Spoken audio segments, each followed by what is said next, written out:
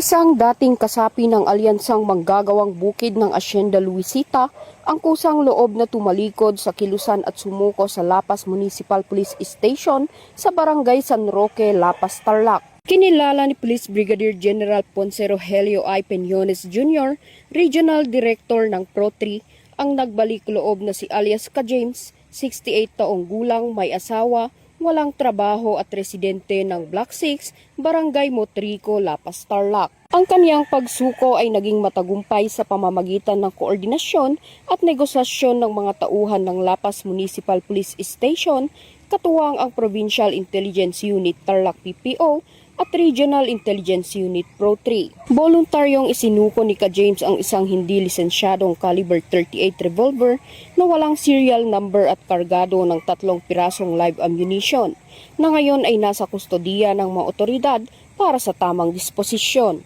Patuloy na isinusulong ng Pro-3 at Tarlac PPO ang mga programa para hikayatin ang iba pang dating kasapi ng mga makakaliwang grupo na magbalik loob, talikuran ang marahas na ideolohiya at mamuhay ng mapayapa alinsunod sa layunin ng pamahalaan tungo sa mas ligtas at mas maunlad na komunidad.